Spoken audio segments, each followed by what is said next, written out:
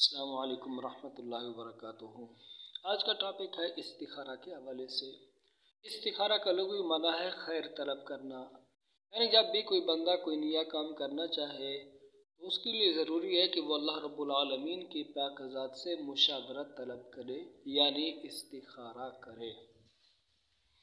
تو استخارہ کرنے کے کئی اعمال ہیں، انشاءاللہ ہم رفتہ رفتہ آہستہ آہستہ ان کے اوپر ویڈیو بنائیں گے اور استخارہ کے تمام اعمال آپ کے سامنے پیش کریں گے۔ آج ایک عمل پیش کیا جا رہا ہے جو کہ مسنون ہے، جو آپ صلی اللہ علیہ وآلہ وسلم نے اپنے صحابہ کرام رضی اللہ تعالیٰ عنہم اجمعین کو تعلیم دیا ہے۔ استخارہ کا طریقہ کار یہ ہے کہ پہلے 2 رکعات نفل پڑھے۔ یہ نفل نماز ایسے وقت میں پڑھے جو وقت مکروہ نہ ہو۔ مکروہ اوقات چونکہ 3 ہیں، سورج نکل رہا ہو اس وقت نماز نہیں پڑھی جاتی، زوال کے وقت بھی نہیں پڑھی جاتی، اور عصر کے بعد بھی نوافل ادا نہیں کیے جاتے، یعنی کسی مکروہ وقت کے اندر نفل نہ پڑھے۔ بہتر یہ ہے کہ رات کو ہی استخارہ کر لے، جب تمام کاموں سے فارغ ہو جائے سونے سے قبل 2 رکعات صلاۃ الاستخارہ کی نیت سے پڑھے، پھر اس کے بعد جو دعا استخارہ ہے اس دعا کو پڑھے، جہاں پر پھر لفظ آتے ہیں 2 جگہ پر ان ھذا الامر۔ اب انا کے لفظ کو پڑھ لیا، اس کے بعد ہے ھذا الامر۔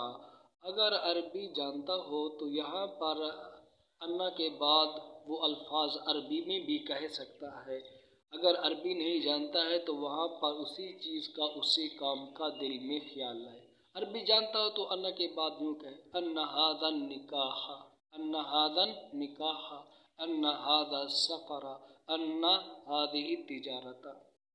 تو اس طرح کے الفاظ کہنے پڑیں گے۔ اگر عربی نہیں جانتا ہے تو وہاں پر ان ھذا الامر کہہ کر کے جب ھذا الامر کی جگہ پر پہنچے تو دل میں اس کام کا خیال لائے کہ میں اس کام کو کروں یا نہ کروں۔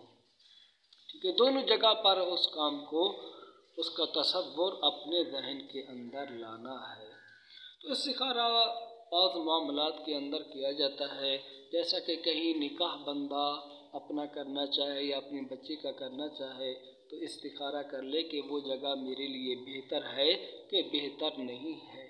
کہیں سفر کرنا چاہے دبئی کا، سعودیہ کا یا کسی اور ملک کا، یا اپنے ملک میں رہتے ہوئے کسی شہر کا سفر کرنا چاہے کہ میرے لیے وہ مناسب ہے یا نہیں، تو اس کے لیے بھی استخارہ کر سکتا ہے۔ بیع شراء، تجارت کے معاملات، ان کے لیے بھی بندہ استخارہ کر سکتا ہے۔ رہی بات کسی دوسرے سے استخارہ کروانا، یہ الگ ٹاپک ہے، اس کے اوپر انشاءاللہ کوئی مستقل ویڈیو آپ کے سامنے پیش کی جائے گی۔ تو جو استخارہ کی دعا ہے اس کو آپ یاد کر لیں۔ اگر آپ اس دعا کو یاد نہیں بھی کر سکتے تو وہ نماز کی کتاب کے اندر وہ دعا لکھی ہوتی ہے، اللہم انی استخیرک والی دعا، تو دیکھ کر کے بھی بندہ اس کو پڑھ سکتا ہے۔ پھر اس دعا کو پڑھنے کے بعد بندہ سو جائے۔ باقی خواب کے اندر نظر آنا یا نظر نہ آنا یہ ضروری نہیں ہے۔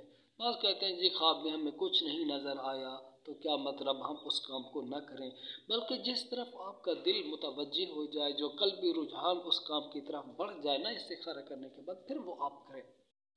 لیکن اگر آپ نے خواب دیکھ لیا تو خواب دیکھ لینا بہتر بات ہے، خواب کے اندر نظر آ جائے تو ہم نے بھی کئی بار استخارہ کیا، خواب کے اندر بندہ دیکھ لیتا ہے، بسا اوقات کوئی سبز چیز خواب کے اندر دیکھ لیتا ہے، ہری بھری چیز دیکھ لیتا ہے، کوئی پھل دیکھ لیتا ہے، تو مطلب یہ اشارہ ہوتا ہے اس طرف کہ یہ کام میرے لیے اچھا ہے، پھر اس کام کو بندہ کرے۔ اگر کوئی ہولناک خوفناک چیز دیکھ لے تو پھر اس کام سے بچنا چاہیے، کیونکہ ہو سکتا ہے کہ اس کے اندر اس کام کے کرنے میں بندے کے لیے نقصان ہو، نقصان کا باعث وہ کام بن جائے۔ تو یہ ہے استخارہ کرنے کا طریقہ کار۔ باقی جو استخارہ کی دعا ہے وہ بھی اسکرین پر آپ حضرات دیکھ لیں آخر کے اندر۔ اگر نئے ہیں چینل پر تو ہمارے چینل کو سبسکرائب ضرور کیجئے۔ السلام علیکم ورحمۃ اللہ وبرکاتہ۔